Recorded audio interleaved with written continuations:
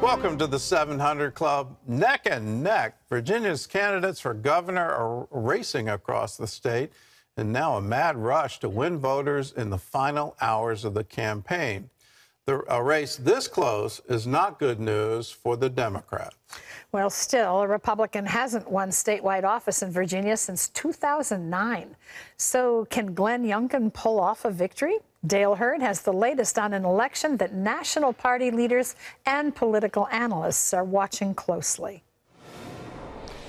The Virginia governor's race has turned into a referendum on Joe Biden, as well as former President Donald Trump, and is being watched by experts as a very reliable indicator about how Americans are feeling about the state of the nation. Are you guys ready to win or what?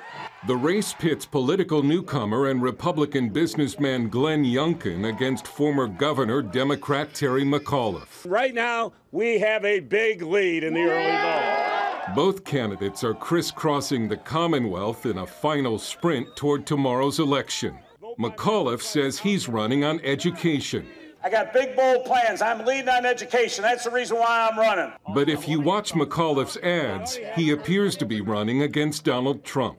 What kind of governor would Glenn Youngkin be? President Trump represents so much of why I'm running. And like Donald Trump, Glenn Youngkin refuses to take coronavirus seriously. Then over the weekend, McAuliffe changed his tune and said the election is not about Trump. Youngkin has taken aim at the teaching of critical race theory in Virginia public schools and the issue of parents' rights in education. We will teach all history, but what we will not do, we will not teach our children to view everything through a lens of race and divide them into baskets and then make them compete against one another and steal dreams. At a Youngkin campaign stop Friday in Charlottesville, a small group of demonstrators dressed as Unite the Right extremists with tiki torches posed as Youngkin supporters. The McAuliffe campaign seized on the incident until it was learned it was a hoax by the anti-Trump Lincoln Project. Recent polls show McAuliffe up by 1, but one outlier poll by Fox News shows Youngkin up by 8. CBN News chief political analyst David Brody says that in Virginia, where a Republican hasn't won a statewide office since 2009, the race should not be this close. The truth of the matter is, as it relates to Terry McAuliffe, he's a well-known guy. Everybody knows him in Virginia, the former governor. Joe Biden's the president. You would think that Virginia is blue, and it's been becoming more and more blue as the years have gone on, and he's in a tight race. That is not good news for McAuliffe. Virginia has a long history of voting against the party in the White House when choosing its governor.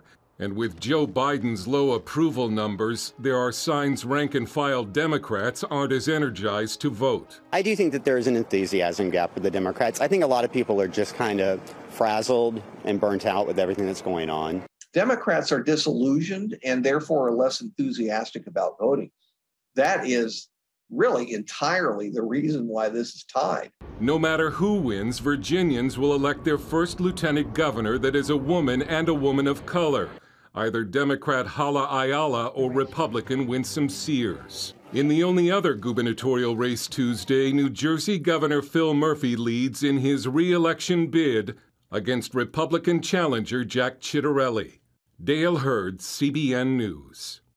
I don't know if people are tired of voting. I voted on Saturday, and the line was out the door. I had to wait an hour to actually get to the voting booth. So looks like we're going to have a very big turnout.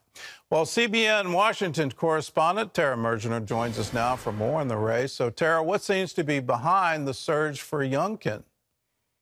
Right. Well, first, Gordon, to mention that as of Friday, both Real Clear Politics and 538 still have Youngkin ahead. So it's super interesting. And of course, that outlier poll from Fox News, the 8 points. So simply put, the belief is that what has pulled Youngkin ahead really at the tail end of the race is education. This is a national issue. This is a local issue. Youngkin says parents have been calling him, emailing him, texting him, not just in Virginia, but all over the country saying, we need someone to stand up for us. So certainly that has made a big difference because schools have long been a big issue in gubernatorial campaigns, but this has really brought this home for Youngkin, it appears. So not to mention that unforced error that McAuliffe had at the last debate, saying that parents really don't have a say, shouldn't have a say in what kids are learning at school. So, you know, Virginia Republicans have found an issue here that has united the base, and we're going to see very soon whether Youngkin really pulls this thing over the finish line. But education truly is the key here. Well, I've got to ask, is this a vote, if you will, on Joe Biden and his policies? Or is it more of a vote that McAuliffe forgot that parents and grandparents actually go to the polls and vote? Did he just forget that? And did he stumble so badly that it's all on him? Well, McAuliffe's strategy in the beginning was COVID. It was vaccine mandates, and education just didn't seem to be a thing until that stumble. Meantime, you've got Joe Biden really plummeting in the polls. But again, going back to that education, some parents are just so upset about this that seems to have really slowed down McAuliffe and raised a lot of flags. So, you know, Dale in his piece mentioned the enthusiasm gap. Republicans have the enthusiasm. Joe Biden is slipping in the polls. A lot of Democrats surely are not enthusiastic about all the things that have gone wrong in his several months as president, from Afghanistan to the border to vaccine mandates. So the feeling is it could be a referendum on President Biden, and surely Democrats are very concerned about that. Also, interestingly, McAuliffe had made a lot of this campaign, as Dale mentioned, about President Trump, and this weekend he kind of walked that back at a rally and said this is not about President Trump. So it'll be interesting to see what effect President Biden has had on this campaign. Could he still win, and what happens tomorrow? What about the rest of the Republican ticket? It looks like this could actually have an effect on the down ballot races and could potentially change the makeup of the Virginia's House of Delegates. So tell us about that. Well, for sure, Virginia has really leaned left in recent years. And if Youngkin pulls this off, the Democrats are going to be very concerned. It's probably going to reverberate nationally and here in Virginia. And if Youngkin pulls this off, it's going to kind of kill that momentum for Democrats potentially. So for the first time in 20 years, Democrats have both parts of the General Assembly and the governor's mansion, the trifecta. That all happened in 2019 when they pulled that off. So if Youngkin pulls this off and it kills some of the momentum for the Democrats, some seats are expected to flip in the midterms, and they're only defending something like 5 seats. So certainly Democrats are very concerned, and Republicans, especially here in Virginia, are very excited about the possibilities right now. All right. Well, thanks for the insight. Voters in Virginia and New Jersey, go to the polls tomorrow. You can watch our special election night coverage across CBN News on all our digital platforms. You can watch us on the CBN News app or on the CBN Family app or on YouTube. So if you want to have county-by-county results and see the importance of this election, we're going to be doing it tomorrow night, election night, November 2nd. Well, in other news, some people see what's happening in the Virginia election as a referendum on President Biden and the Democrats. The latest poll numbers show the president is taking a big hit. John Jessup has more on that story from our CBN News Bureau in Washington. John? CBN News poll released Sunday shows the president's approval rating dropping. 42% of those surveyed say they approve of Biden's job performance, while 54% disapprove. That's down from 6 months ago when he had 53% approval and 39% disapproval. The numbers plummeting on specific issues as well. People's opinion of his handling of the coronavirus has dropped 18 points since April. On economic issues, down 12 points. And 71% of respondents said the country is on the wrong track. Meanwhile, an ABC News Ipsos poll shows the American people are divided or confused over the president's infrastructure and social spending bills, with 32% believing the bills would hurt them, while about 25% think they will help, and 24% who say they just don't know. Congressional Democrats plan to vote on the president's $1 trillion infrastructure package and a nearly $2 trillion social spending plan on Tuesday.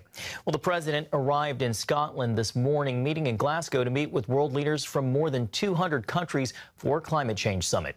Notably not in attendance, leaders from Russia and China, two of the world's biggest polluters. Over the weekend at the G20 summit in Rome, the president addressed global supply chain issues, saying his administration is working to identify bottlenecks and to keep manufacturing going despite COVID-related interruptions.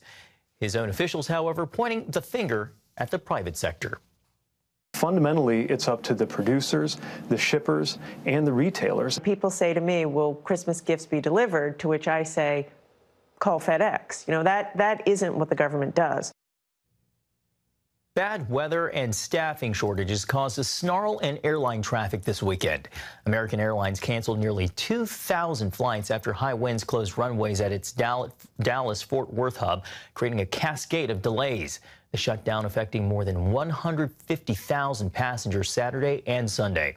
Southwest Airlines suffered a similar meltdown about 3 months ago. Industry analysts say these incidents are creating concern over the holiday travel season. Well, the friendly skies are open over Israel again, the country reopening its borders today to individual tourists, provided they're fully vaccinated with a recognized vaccine. The move comes after the COVID-19 pandemic shut down most of tourism to Israel for more than a year and a half. David Tucker, chairman of the Jerusalem Hotel Association, says he's optimistic about the future. In 2022, we'll start seeing more and more groups. I do hope that 2023, we will be back to what we saw in 2019, depending on two things. One thing is that people are vaccinated abroad, and it depends where you come from. Second thing is we do hope that there won't be a new variant coming in. And Israel set records for tourism pre-pandemic back in 2019, Gordon, with more than 4.5 million tourists. Well, I know that Terry Musin really wants to go to Israel. I do. And she is so happy that it's open today and that she can get on an airplane with her renewed passport and just have fun. And some friends. You just want to have some friends to go along. Well, it's inspiring. Right. Who doesn't want to volunteer for that trip, you can email Terry. Oh, okay. I was going to say him, but... No, not me. Don't send it to me. Okay. Can I take that as permission? No. Oh, I didn't think so. We have the show to do, but okay. Well, other than that,